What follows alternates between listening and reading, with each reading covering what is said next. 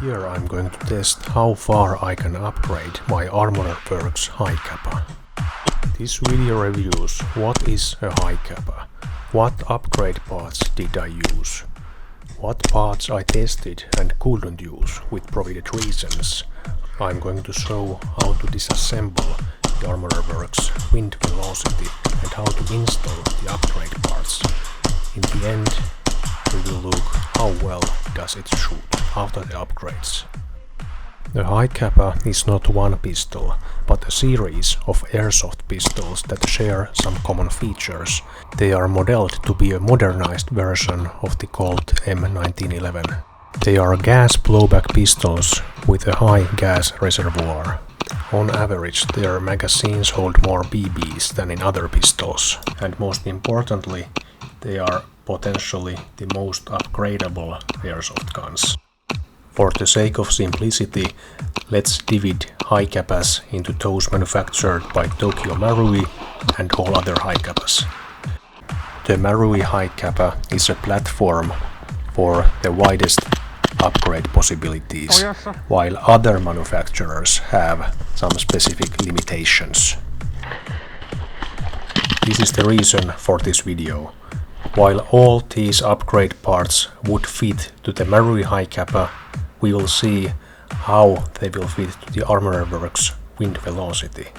Even without any upgrades, it is a good airsoft pistol, but it's just fun to get the maximum out of your gun.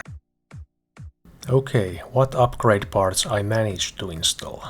The ArmorWorks Precision Barrel, Maple Leaf Hop-Up Chamber, the Maple Leaf Autobot bucking and the hop-up adjustment wheel, the Kaukau short stroke kit buffers, the loading nozzle set by Angel Custom, the blowback housing by AV, and the Kaukau stainless steel hammer strut.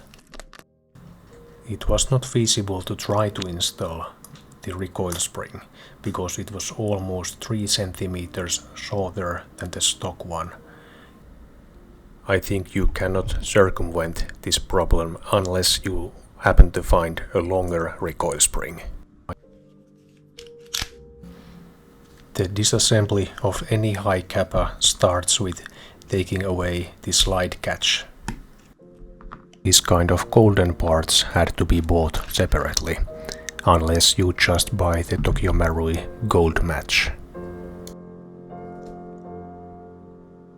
When I ordered the upgrade parts, I first received the precision barrel and the blowback housing.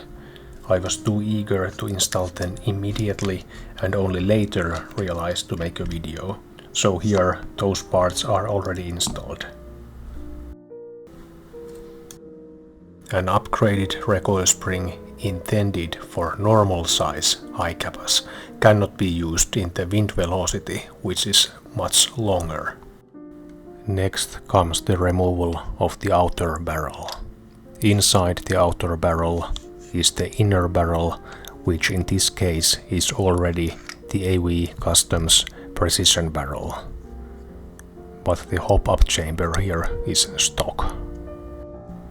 In general, the simplest upgrades to increase the performance of the gun are the precision barrel and better buckings. Where the AV gets credit for their hop-up chamber build is this little piece that is held in place by a screw. It completely eliminates any sideward movement of the hop-up chamber, whereas the Maple Leaf doesn't have one, and it had to be fixed by other means. A precision barrel is tighter. It minimizes air leakage around the BB and results in more efficient air compression, increasing the muzzle velocity. The hop-up chamber is held together by these two screws. The main components inside the hop-up chamber are the hop-up adjustment wheel, the pressure arm, and the bucking. The bucking gives the BB a backward spin. This spin generates a lift, similar to the way a backspin is applied to a soccer ball to make it curve through the air. This backspin lifts the BB by counteracting the gravity, so it can shoot for a longer distance. The maple leaf buckings are very popular because they just work better than the average buckings.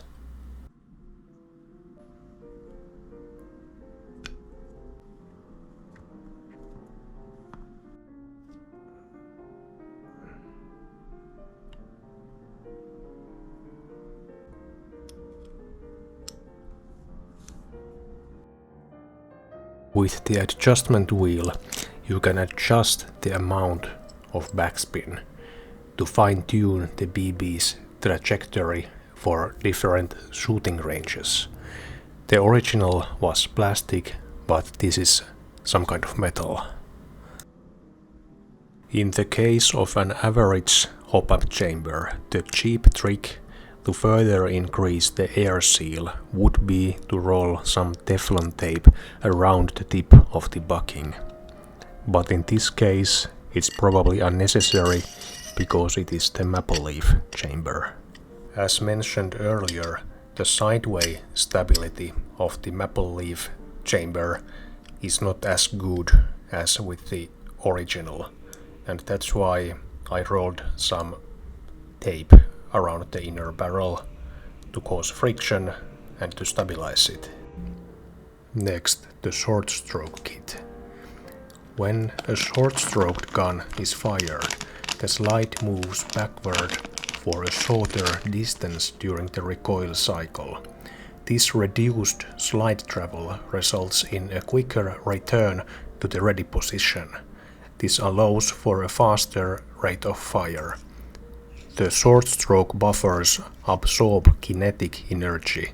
This absorption of energy reduces the overall stress to the gun. 3 buffers was too much and I couldn't fit the spring guide back, so I installed 2. The buffers are color marked and the black provides relatively higher recoil than the others. This is the reinforced loading nozzle set. It includes the aluminium piston head or valve blocker, a cylinder, a floating valve, and the springs, including the nozzle valve spring and the return spring. This is how you get the blowback housing and the cylinder out.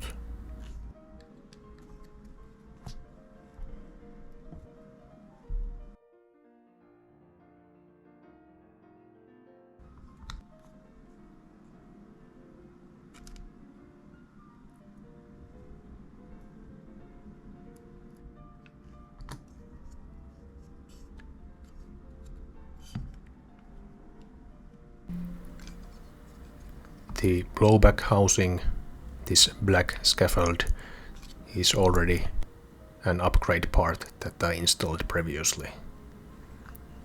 But the cylinder here is original.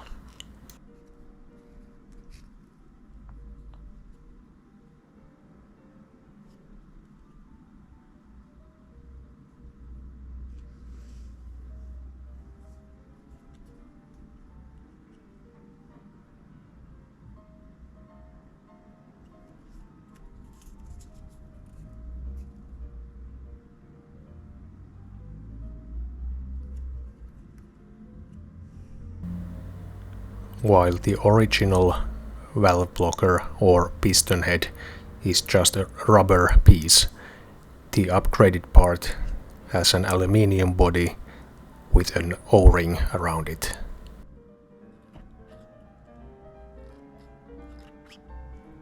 In the Angel custom parts, the other valve components are also aluminium instead of plastic as in the original. Here are the plastic valve parts of the original.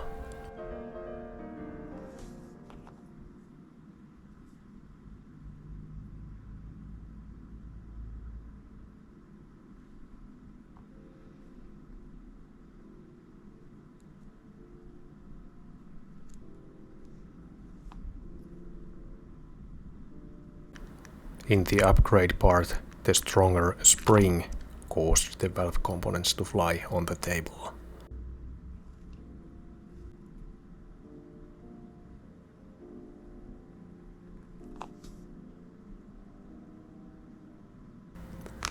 Also, Kaukau makes these stronger nozzle valve springs.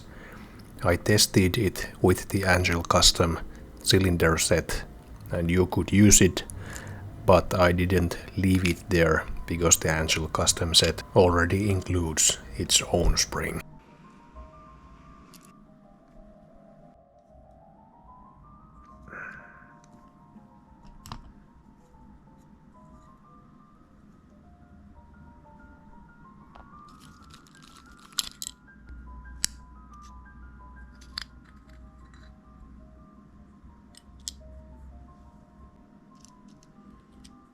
The new parts should not be left dry, so I used both silicone spray as well as silicone grease for lubing.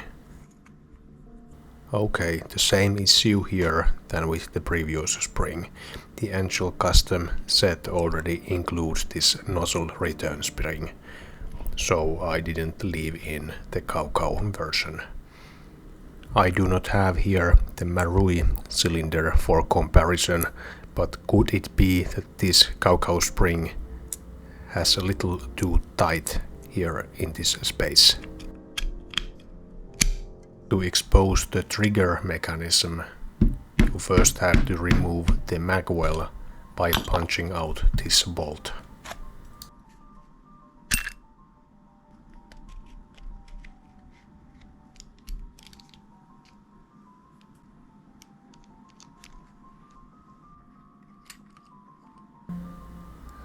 Now the trident or the 3-leaf spring comes out.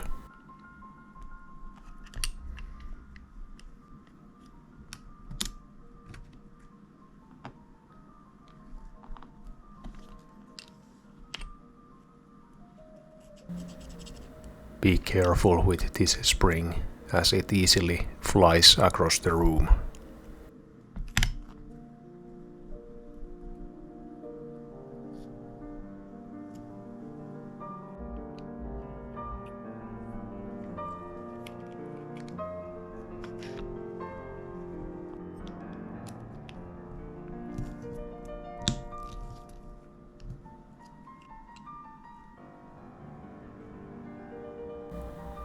Then you can lift the hammer and the strut.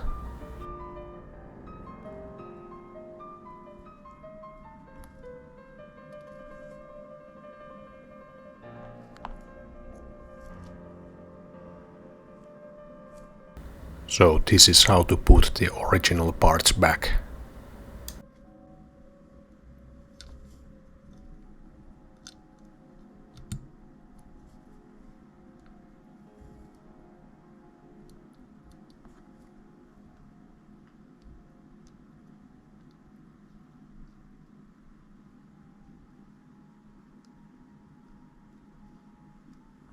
As it turned out, the shiny golden parts by AW were scrap metal and broke during reinstallation.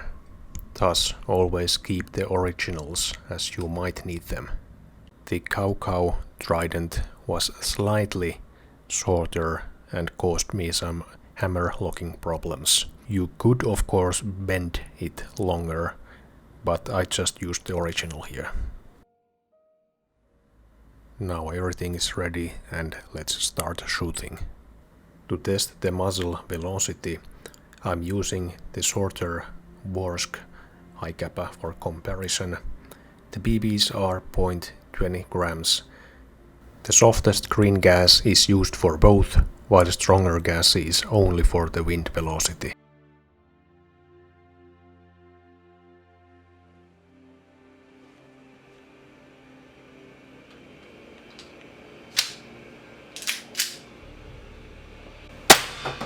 Sata 1,7, 101,2,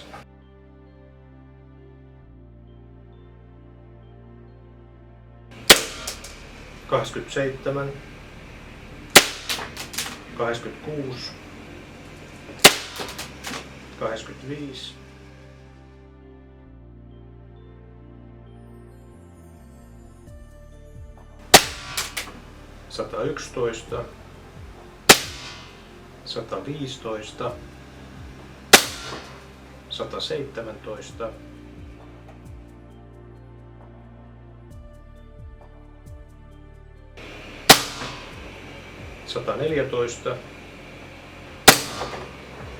115, 117, 114, 114,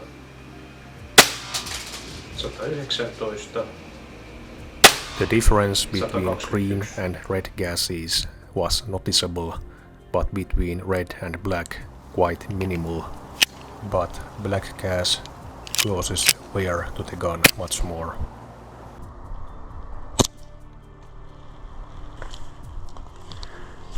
Punainen kaasu.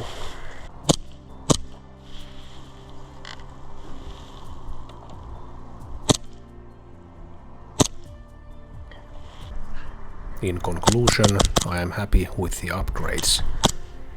An already good pistol just became better.